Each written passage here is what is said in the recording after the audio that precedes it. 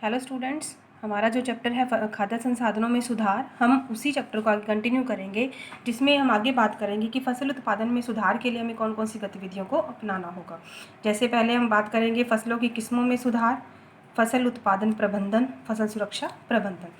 तो फर्स्टली हम करेंगे फसलों की किस्मों में सुधार। तो इसके लिए हमारे पास जो उपयोगी गुण होने क्या चाहिए, भी कोई भी फसल है अगर हम उसकी किस्म में सुधार करना चाहते हैं तो हम किस तरह के सुधार चाहते हैं। पहला, उसकी प्रतिरोधकता क्षमता, उसकी उर्वरक की प्रति अनुरूपता और उसका उत्पादन हमें उच्च होना चाहिए और उसके उत्पादन की गुणवत्ता। तो इसमें कहते हैं कि इसके लिए हम एक प्रजनन जो विधि है उसका उपयोग करते हैं और वो विधि हमारे पास है संकरण। संकरण में क्या किया जाता है, किसी भी नॉर्मल फसल के अंदर जो आप गुण चाहते हो वो उसके अंदर संकरण विधि से डाल दिए जाते हैं और उसके बीज में जब ये गुण डाले जाते हैं तो आगे जब उस बीज से जो हमारे पास उत्पादन होता है वो वही होता है, वही अच्छे गुण होते हैं जो आप एक फसल में चाहते हैं। तो संकरण विधि को पूरा करने के लिए हमारे पास तीन तरह के आप कह सकते हो कि टेक्निक्स हैं। पहला, अंतरा किस्मियाँ, अंतरा स्पीशीज़ और अंतरा वंशिया। अंतरा किस्मियाँ मतलब क्या है कि अलग अलग किस्मों में गुणों को संकरण विधि द्वारा डालना ताकि वो एक अच्छी उत्पादक क्षमता को दे सके। अंतरा स्पीशीज़ में क्या कहा जाता है कि एक जीन, दो स्पीशीज़ से एक ही जीन को तैयार किया जाता है ताकि उस जीन के अंदर जो उसका जो आगे प्रोडक्ट बनेगा उसमें दोनों स्पीशीज़ के गुण आ जाए। अंतरावंशीय, इसमें अलग अलग जेनरा लेकर हम इस संकरण विधि को आगे बढ़ाते हैं। तो इस संकरण विधि में हम बहुत सारी ऐसी टेक्निक्स को अपना रहे हैं जिससे बीज बहुत अच्छा हो, क्योंकि हमें पता है कि अगर फसल अच्छी चाहिए तो उसका सबसे फर्स्ट इनिशियल स्टेप बीज होता है। अगर बीज में अच्छे गुण होंगे तो आपकी फसल ऑटोमेटिकली बढ़िया होगी। तो बीज में क्या हो, अच्छा, एक तो उसका उत्पादन बहुत अच्छा हो और वो अनुकूल परिस्थितियों में भी अंकुरित हो और उसके जो गुण हैं वो बहुत ही अच्छे हों, मतलब जो संकरण विधि से हम अपने अच्छे गुणों को उसमें डाल रहे हैं वो भी आगे हो। अब इसके बाद हम बात करते हैं कि कुछ प्रतिकूल परिस्थितियां होती हैं बीजों के लिए, बाढ़ आना, सूखा पड़ना। तो इस तरह की जो टेक्निक्स होती है जिसमें अगर उनकी जलवायु है वो भी उसके प्रतिकूल हो, उच्च लवण या अगर मिट्टी में लवण की मात्रा अधिक हो, तो इस तरह क्या होता है, जो नॉर्मल बीज होता है वो कभी भी ग्रो नहीं कर सकता या उसकी जो ग्रोथ रेट है बहुत ही कम होती है। लेकिन जो संकरण वाले बीज हैं जिसमें हमने अपने अच्छे गुणों को ट्रांसफ़र किया है वो बीज आसानी से ग्रो करेंगे।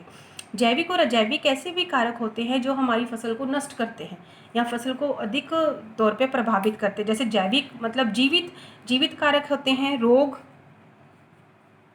कीट और नेमाटोड। रोग, कीट और नेमाटोड। और अजैविक में आएंगे सूखा, बाढ़, गर्मी, ठंड और पाला।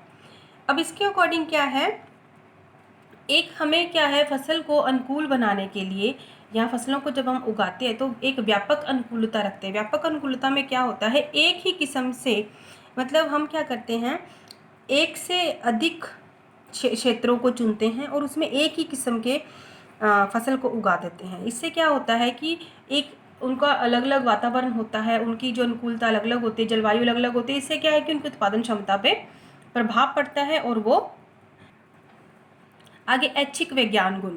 ऐच्छिक विज्ञान गुण का मतलब क्या है कि ऐसे वैज्ञानिक गुण, अब हमें पता है कि जो चारे वाले पौधे हैं वो भी खेतों में होते हैं, मतलब हम कह सकते हैं कि जो चारा होता है पशुओं का वो भी खेतों से ही लिया जाता है। तो लेकिन चारे की जो फसलें होती हैं ये लंबी और घनी होती है और सघन होती हैं। लेकिन जो हमारे अनाज वाले पौधे बोने होते हैं। इसका कारण क्या है, अगर वो छोटे साइज़ में होंगे तो उनको कम पोषक तत्वों की आवश्यकता पड़ेगी और अगर उनका उत्पादन भी बहुत अच्छा होगा। इससे क्या है कि हम उनकी जो ज़रूरत है वो कम होगी लेकिन उनका उत्पादन अच्छा होगा।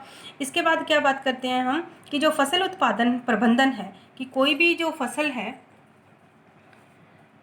उसको उत्पादन कर लिया, अब उसका प्रबंधन में क्या है, जैसे हमें पता है कि खेत में फसल उगाने के लिए किसान के पास थोड़ा धन हो, उसकी आर्थिक परिस्थिति अच्छी होनी चाहिए ताकि वो उच्च निवेश कर सके और अच्छी फसल उगा सके। लेकिन अब हम बात करते हैं कि जो उच्च निवेश और फसल का उत्पादन दोनों सहसंबंधी हैं। अगर स्टार्टिंग में ही किसान ने एक खराब बीज लिया, खेत की सुरक्षा अच्छी तरह नहीं करी, बीजों की सुरक्षा अच्छी, तो उससे उत्पादन क्या मिलेगा, कुछ भी नहीं। मतलब जितना उसने लगाया उससे उतना भी नहीं मिल पाएगा। इसलिए इन दोनों को, फसल उच्च निवेश को और फसल उत्पादन को सहसंबंधी कहा गया है। अब ये जो सह संबंधी है, इसमें नई प्रणालियाँ बनाई गई हैं कि बिना लागत उत्पादन या अल्प लागत उत्पादन, या तो मतलब ऐसा हो कि कोई खर्चा आए ही ना और उत्पादन अच्छा हो, या थोड़ा खर्चा आए लेकिन उत्पादन हो। आगे हम बात करेंगे पोषक प्रबंधन।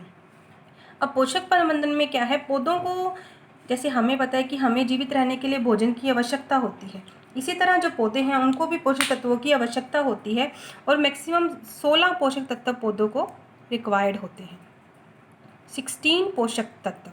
अब ये पोषक तत्व है जिसमें से 3 तो वो वायु से ले लेते हैं, जैसे गैस के रूप में ऑक्सीजन, हाइड्रोजन और कार्बन, और जो 13 पोषक तत्व है उनमें से 6 की ज़रूरत उनको बहुत अधिक होती है और 7 की उनकी ज़रूरत थोड़ी सी कम होती है। जो जिन पोषक तत्वों की ज़रूरत पौधों को अधिक होगी उनको बृहद पोषक तत्व बोलेंगे, और जिनकी पोषक तत्वों को ज़रूरत थोड़ी सी कम होगी, इसके कंपैरेटिवली कम होगी, उनको हम सूक्ष्म पोषक तत्व।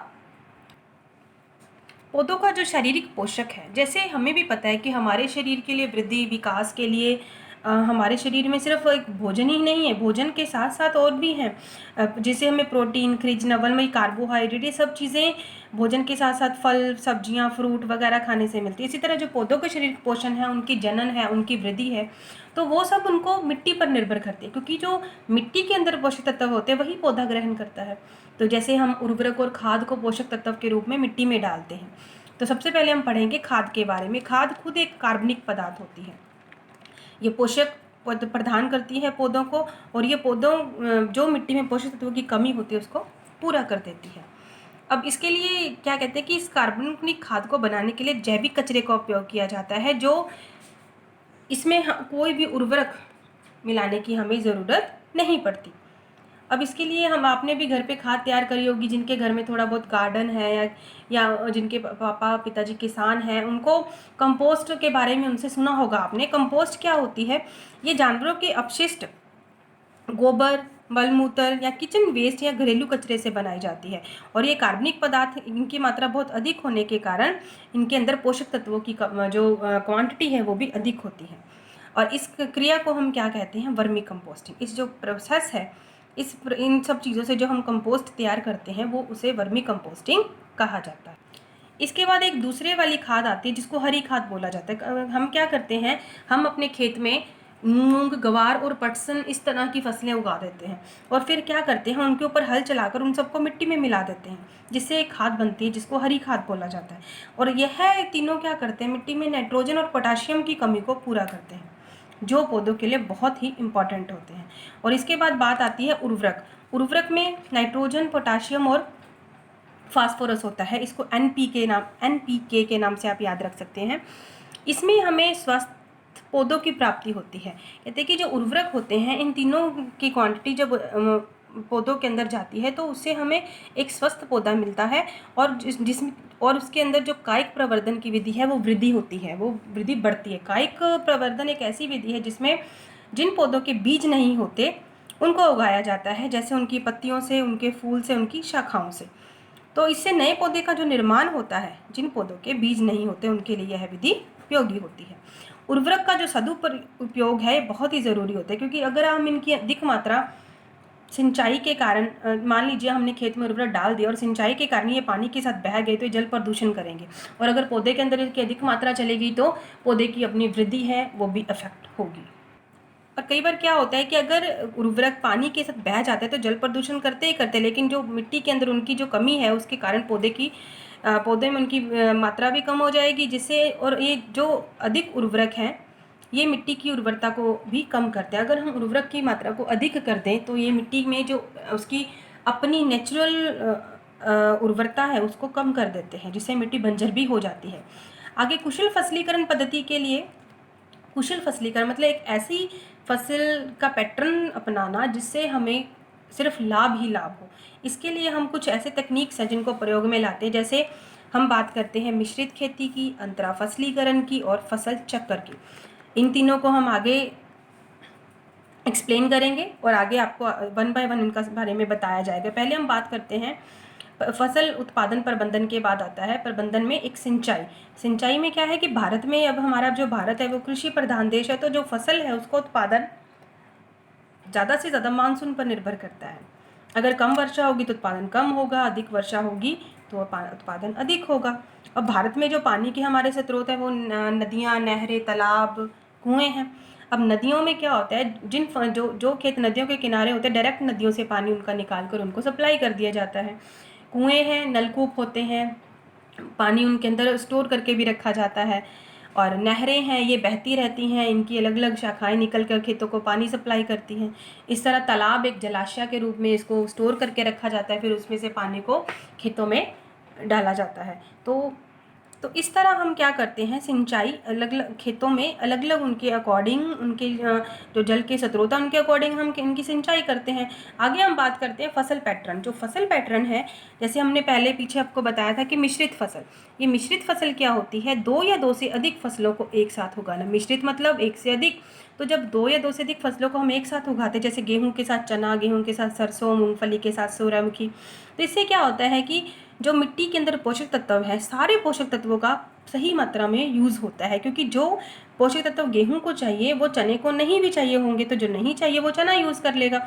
इस तरह क्या है कि आपस में इनका सभी पोषक तत्वों का सही उपयोग होगा। इससे क्या होता है कि फसलों की हानि भी बहुत कम होगी और फसल उत्पादन में बढ़ोतरी भी होगी। अंतरा फसलीकरण, अंतरा फसलीकरण क्या होता है, 2 या 2 से अधिक फसलों को, जब हम 2 या 2 से अधिक फसलों को एक ही साथ खेत में एक पैटर्न में बोते हैं तो उससे क्या होता है, अंतरा फसलीकरण कहलाता है। जैसे सोयाबीन के साथ हमने मक्का बीज, बाजरे के साथ लोबिया लगा दिया, तो इससे क्या होता है कि जो मिट्टी में सभी पोषक तत्व है उनका सही मात्रा में उपयोग होगा, जैसे मैंने ऊपर बताया। तो इस तरह फसलों के में कोई कीड़ा नहीं लगता, कोई रोग नहीं उनको लगता, क्योंकि ना ही पोषक तत्व की मात्रा कम होगी ना ही अधिक, क्योंकि जितना उनको रिक्वायर्ड है वो यूज़ होगा और फसल अच्छी होगी। आगे फसल चक्र, बदल बदल कर एक ही खेत में अगर हम फसल को उगाएं, एक प्रॉपर टाइम पे अगर एक फसल काट ली जाए, साथ के साथ दूसरी ऐसी फसल लगा दी जाए कि वो उन पोषक तत्वों का यूज़ करे जो ऑलरेडी उसके अंदर है। इससे क्या होगा, हमारी उत्पादन क्षमता जो मिट्टी की है वो बढ़ जाएगी और हमारे एक ही टाइम में हम थोड़े थोड़े टाइम के अंतराल में हम 3 तरह की फसलों को उगा सकते हैं, जिससे जो किसान है वो घाटे में नहीं जाएगा और उसको बहुत ज़्यादा बेनिफिट होगा। धन्यवाद।